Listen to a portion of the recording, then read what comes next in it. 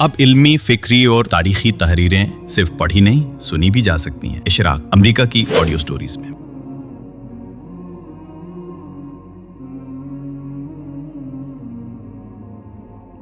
صلاۃ التسبیح فقہ و حدیث کی روشنی میں ایک تحقیقی مطالعہ۔ تمہید: صلاۃ التسبیح 4 رکعتوں پر مشتمل ذرا منفرد طرز پر پڑھی جانے والی ایک نفل نماز ہے جو ہمارے معاشرے میں ایک انتہائی باعث اجر و فضیلت نماز کے طور پر رائج و معروف ہے۔ اس میں چونکہ تسبیحات کا ورد بکثرت ہوتا ہے، اس لیے اس نماز کو صلاۃ التسبیح یا صلاۃ التسابیح کے نام سے موسوم کیا جاتا ہے۔ اس نماز سے متعلق نبی صلی اللہ علیہ وسلم سے منسوب روایتیں چونکہ حدیث کے بعض اصلی مراجع میں نقل ہوئی ہیں، اس لیے علماء کے یہاں بھی یہ معلوم و معروف ہے۔ علاوہ ازیں ہمارے معاشرے کے واعظین و ذاکرین کے مرجع فضائل میں بھی اس نماز کا ذکر چونکہ جگہ جگہ آ گیا ہے، اس لیے ان کی وساطت سے یہ نماز ہمارے عوام الناس میں بھی عملاً بہت مشہور و مقبول ہو گئی ہے۔ تاہم یہ نماز رسول اللہ صلی اللہ علیہ وسلم سے اس کا ثبوت اور دین میں اس کی مشروعیت ہمارے علماء، فقہاء اور محدثین کے یہاں مختلف فی رہی ہے، یہاں تک کہ اس پر اہل علم نے مستقل کتابیں اور مقالے بھی تصنیف کیے ہیں۔ چنانچہ اس بات کی ضرورت تھی کہ اردو زبان میں اس موضوع پر ایک ایسا تحقیقی مقالہ تالیف کیا جائے جو اس موضوع کا مکمل احاطہ کرتے ہوئے بغیر کسی تعصب کے واضح استدلال پر مبنی ایک خالص علمی جائزہ پیش کریں، جس میں قارئین اس مسئلے میں علماء و فقہاء کی آراء کو بھی جان سکیں، ان کے مابین اختلاف کا سبب بھی سمجھ سکیں، اس نماز کے بارے میں منقول تمام روایتوں کا اصول فن حدیث کی روشنی میں مطالعہ بھی کر سکیں اور آخر میں اس تحقیق کے نتائج سے بھی استفادہ کر سکیں۔ زیر نظر مقالہ راکم الحروف نے اسی مقصد سے قارئین کے لیے تالیف کیا ہے۔ علماء کی آراء اور سبب اختلاف۔ ہمارے دین میں صلاۃ التسبیح کی مشروعیت کے بارے میں علماء و فقہاء کے مابین اختلاف پایا جاتا ہے۔ بعض اہل علم اس کو ایک پسندیدہ نفل نماز قرار دیتے ہیں اور اپنے استدلال کے طور پر وہ اس باب میں مروی بعض قولی احادیث پیش کرتے ہیں۔ یہ موقف عبداللہ بن مبارک، بعض شافعیہ مثلاً بغوی، غزالی، محاملی، سبکی، میتمی اور حنفیہ میں سے ابن عابدین سے منقول ہے۔ ابن قدامہ حنبلی کہتے ہیں کہ صلاۃ التسبیح کے بارے میں منقول حدیث ضعیف ہے، تب بھی یہ نماز پڑھنے میں کوئی حرج کی بات نہیں، یعنی یہ نماز پڑھنا جائز ہے، اس لیے کہ یہ فضائل کے باب کی چیز ہے اور فضائل و نوافل میں منقول حدیث کا صحت کے ساتھ ثابت ہونا شرط نہیں ہے۔ جبکہ بہت سے فقہاء و محدثین اور محققین کا موقف یہ ہے کہ صلاۃ التسبیح ایک غیر مشروع نماز ہے اور اس لیے کہ اس باب میں نبی صلی اللہ علیہ وسلم سے کوئی روایت صحت کے ساتھ ثابت نہیں ہے، اور یہ کہ یہ نماز سنت میں معروف نماز کی ادائیگی کی مجموعی حیت سے مختلف طریقے پر ادا کی جاتی ہے، لہٰذا یہ لازم تھا کہ ایسی نماز صحیح و مستند روایتوں ہی سے نقل ہو کر ہم تک پہنچے، اس کے بغیر دین میں ایسی کسی منفرد اور حامل فضیلت نماز کو مشروع نہیں مانا جا سکتا۔ یہ موقف امام احمد، امام ترمذی، امام ابو جعفر العقیلی، قاضی ابو بکر ابن العربی، علامہ ابن الجوزی، فقہائے حنابلہ، بعض فقہائے حنفیہ، امام ابن تیمیہ، ابن عبد الحادی، سراج الدین القزوینی، ابن دہیہ کلبی، حافظ ابن الحجر العسقلانی، علامہ شوکانی، محمد الامیر المالکی، امام ابن باز اور امام ابن اسمین نے اختیار کیا ہے۔ علماء کے اس اختلاف کا اصل سبب اس نماز کے بارے میں منقول احادیث کا ثبوت یا عدم ثبوت ہے۔ جن اہل علم کی رائے میں اس باب کی روایتیں قابل قبول ہیں وہ اس نماز کی مشروعیت کے قائل ہیں، اور جن کے نزدیک فضائل و نوافل کے باب میں ضعیف حدیث قبول کی جا سکتی ہے، وہ حدیث باب کے ضعف کا اعتراف کرتے ہوئے بھی اس نماز کی ادائیگی کو جائز سمجھتے ہیں، اور جن محققین کے نزدیک اس نماز سے متعلق کوئی روایت نبی صلی اللہ علیہ وسلم سے ثابت نہ ہے، نہ فضائل کے باب میں اس طرح کی کوئی نماز قبول کی جا سکتی ہے، وہ اس کو ایک غیر ثابت اور غیر مشروع نماز قرار دیتے ہیں۔ صلاۃ التسبیح کا اصل ماخذ اور تعارف۔ قارئین کو بنیادی طور پر یہاں یہ جاننا ضروری ہے، اس نماز کے حوالے سے جو چیز اصل ماخذ استدلال کی حیثیت رکھتی ہے وہ نبی صلی اللہ علیہ وسلم سے منسوب بعض قولی روایات ہیں جو بعض صحابہ کی وساطت سے احادیث کے بعض مراجع میں نقل ہوئی ہیں۔ ان روایتوں کے تمام طرق و شواہد کا اصول روایت و درایت کی روح سے مفصل و تحقیقی جائزہ آگے اس مقالے میں پیش کیا جائے گا۔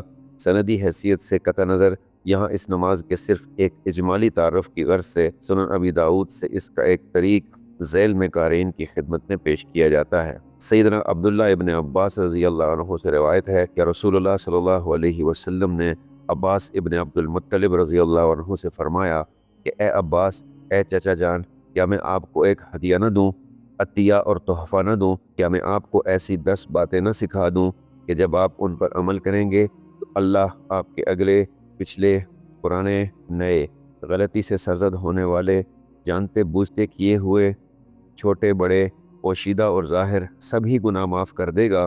وہ 10 باتیں یہ ہیں کہ آپ 4 رکعت نماز اس طرح پڑھیے کہ ہر رکعت میں آپ سورہ فاتحہ اور کوئی سورہ پڑھیں۔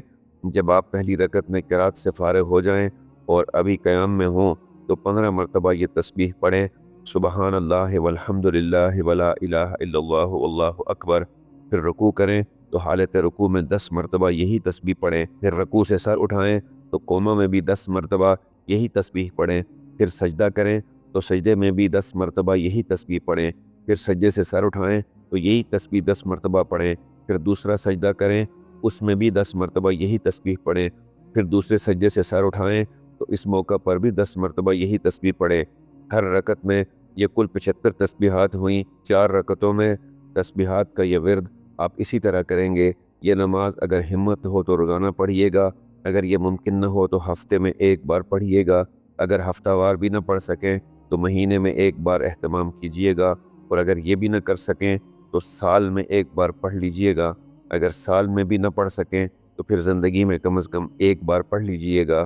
مندرجہ بالا روایت میں اس نماز کو ادا کرنے کی تفصیل یہ بتائی گئی ہے کہ یہ 4 رکعتوں پر مشتمل نماز ہے، جسے آدمی اس طرح ادا کرے کہ ہر رکعت کے قیام میں سورہ فاتحہ اور قرآن مجید کا کوئی حصہ پڑھنے کے بعد 15 مرتبہ تسبیح سبحان اللہ والحمد للہ ولا الہ الا اللہ واللہ اکبر پڑھے، اور حرکت کے رکوع، قومیں، دونوں سجدوں کے درمیان کے جلسوں اور ہر دوسرے سجدے سے اٹھنے کے بعد قعدے میں بیٹھ کر 10 مرتبہ اسی تسبیح کا ورد کرے۔ اس طرح ہر رکعت میں تسبیحات کی تعداد 75 اور 4 رکعتوں میں کل 300 ہوگی، اور یہ 4 رکعتیں اسی طرح ادا کی جائیں گی۔ علاوہ ازیں اس کی فضیلت یہ بتائی گئی ہے کہ اس کو پڑھنے والے کے اگلے پچھلے پرانے نئے غلطی سے سرزد ہونے والے جانتے بوجھتے کیے ہوئے چھوٹے بڑے پوشیدہ اور ظاہر سبھی گناہ معاف کر دیے جاتے ہیں۔ صلاۃ التسبیح کے بارے میں چند تاریخی حقائق۔ صلاۃ التسبیح سے متعلق بحث و تحقیق کو آگے بڑھانے سے پہلے یہاں مناسب معلوم ہوتا ہے اس نماز کے بارے میں بعض تاریخی حقائق اولین قارئین کی خدمت میں پیش کر دیے جائیں جو درج ذیل ہیں۔ نمبر 1، رسول اللہ صلی اللہ علیہ وسلم نے عمر بھر یہ نماز کبھی پڑھی ہو؟ حدیث و آثار اور سیرت و تاریخ کے تمام مراجع اس بات سے یکسر خاموش ہیں، یعنی آپ کا اس پر عمل قطعاً کہیں مذکور نہیں ہے، نہ کسی مستند روایت میں اور نہ کسی ضعیف یا موضوع حدیث میں۔ نمبر 2، بشمول خلفائے راشدین کے پورے طبقہ صحابہ رضی اللہ عنہم میں سے کسی صحابی سے صلاۃ التسبیح کی یہ نماز پڑھنا ثابت نہیں ہے۔ نمبر 3، طبقہ تابعین کے عمل میں ابو الجوزا اوس بن عبداللہ ربعی کے سوا اس نماز کو پڑھنے کا کہیں کوئی ثبوت نہیں ملتا۔ نمبر 4، فقہائے اربعہ میں سے کسی امام نے صلاۃ التسبیح کی اور اس نماز کو مستحب قرار دیا ہو؟ مراجع فقہ میں اس بات کا کہیں بھی کوئی ذکر موجود نہیں ہے۔ نمبر 5، فقہائے اربعہ میں سے امام احمد نے اس نماز کے ثبوت کی صراحتاً نفی کی ہے۔ نمبر 6، فقہ مالکی اور فقہ حنفی کے مراجع میں بھی بالعموم صلاۃ التسبیح کی شرعیت و استحباب کے ذکر سے خالی ہیں۔ نمبر 7، اکثر عامہ محدثین نے اپنی مؤلفات حدیث میں صلاۃ التسبیح سے متعلق کوئی ایک روایت بھی نقل نہیں کی ہے۔ اصلی مصادر میں سے ایسی کتب حدیث و آثار تاریخی ترتیب کے ساتھ حسب ذیل ہیں۔ نمبر 1، جامع معمر بن راشد 153 ہجری۔ نمبر 2، موطا امام مالک 179 ہجری۔ نمبر 3، احادیث اسماعیل بن جعفر مدنی 180 ہجری۔ نمبر 4، الآثار قاضی ابو یوسف 182 ہجری۔ نمبر 5، الآثار محمد بن الحسن الشیبانی 189 ہجری۔ نمبر 6، جامع ابن وہب 197 ہجری۔ نمبر 7، مسند طیالسی 204 ہجری۔ نمبر 8، مسند شافعی 204 ہجری۔ نمبر 9، مسند حمیدی 219 ہجری۔ نمبر 10، سنن سعید ابن منصور 227 ہجری۔ نمبر 11، مسند ابن جعد 230 ہجری۔ نمبر 12، مصنف ابن ابی شیبہ 235 ہجری۔ نمبر 13، مسند اسحاق 238 ہجری، نمبر 14 مسند احمد 241 ہجری، نمبر 15 الزہد و حناد بن سری 243 ہجری، نمبر 16 مسند عبد ابن حمید 249 ہجری، نمبر 17 سنن دارمی 255 ہجری، نمبر 18 صحیح بخاری 256 ہجری، نمبر 19 صحیح مسلم 261 ہجری، نمبر 20 مسند حارث 282 ہجری، نمبر 21 السنہ ابن ابی عاصم 287 ہجری، نمبر 22 الاحاد المشافی ابن ابی عاصم 287 ہجری، نمبر 23 السنہ عبداللہ ابن احمد 290 ہجری، نمبر 24 مسند بزار 292 ہجری، نمبر 25 السنن الصغریٰ نسائی 303 ہجری، نمبر 26 السنن الکبریٰ نسائی 303 ہجری، نمبر 27 مسند ابی یعلیٰ 307 ہجری، نمبر 28 منتقی ابن جارود 307 ہجری، نمبر 29 مسند سراج 313 ہجری، نمبر 30 مستخرج ابی عوانہ 316 ہجری، نمبر 31 شرح معانی الآثار طحاوی 321 ہجری، نمبر 32 شرح مشکل الآثار طحاوی 321 ہجری، نمبر 33 مسند شاشی 335 ہجری، نمبر 34 معجم ابن عربی 340 ہجری، نمبر 35 معجم الصحابہ ابن کانے 351 ہجری، نمبر 36 صحیح ابن حبان 354 ہجری، نمبر 37 سنن دار القطنی 385 ہجری، نمبر 38 فوائد التمام 414 ہجری، نمبر 39 مستخرج ابی نعیم 430 ہجری، نمبر 40 معرفت الصحابہ ابی نعیم 430 ہجری، نمبر 41 مسند شہاب 454 ہجری۔ یہ بات یہاں ذہن نشین رہے کہ دوسری صدی ہجری سے 5ویں صدی ہجری تک حدیث و آثار کے مندرجہ بالا مصادر اصلیہ صلاۃ التسبیح کے ذکر سے بالکل ساکت ہیں، اور ان میں موطا مالک الآثار، ابو یوسف الآثار، محمد بن الحسن مسند طیالسی، مسند شافعی، مسند حمیدی، مصنف ابن ابی شیبہ، مسند اسحاق، مسند احمد، سنن دارمی، صحیح بخاری، صحیح مسلم، مسند بزار، سنن النسائی الصغریٰ، سنن النسائی الکبریٰ، مسند ابی یعلیٰ، شرح معانی الآثار طحاوی، شرح مشکل الآثار طحاوی، صحیح ابن حبان اور سنن دار قطنی جیسی مقبول و معروف کتب بھی شامل ہیں۔ اس سے یہاں ایک نہایت اہم علمی سوال یہ پیدا ہوتا ہے کہ کیا وجہ ہے کہ ان اکثر محدثین کبار نے اپنی ان مؤلفات میں اس نماز کا ذکر اور اس کے ثبوت کی کسی بھی روایت کی تخریج آخر کیوں نہیں کی؟ ظاہر ہے اس کی دو میں سے ایک ہی وجہ ہو سکتی ہے۔ ایک یہ کہ ان اصحاب حدیث کو اس بات کی کوئی روایت اپنے کسی شیخ کے یہاں سے نہیں ملی تھی، لہٰذا درج کرنے کا سوال ہی پیدا نہیں ہوتا تھا۔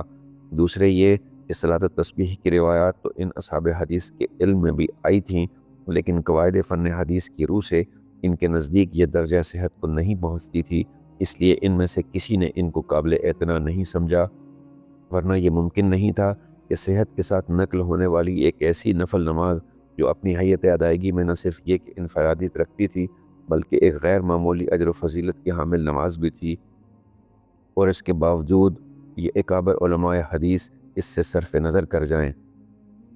چنانچہ اس تفصیل سے یہ محقق ہوتا ہے کہ مندرجہ بالا علماء حدیث کے نزدیک صلاۃ التسبیح سے متعلق کوئی حدیث صحیح اور قابل اعتبار نہیں تھی، اور اسی بنا پر انہوں نے اپنی ان مدونات میں اس بات کی کسی روایت کو درج کرنا قبول نہیں کیا۔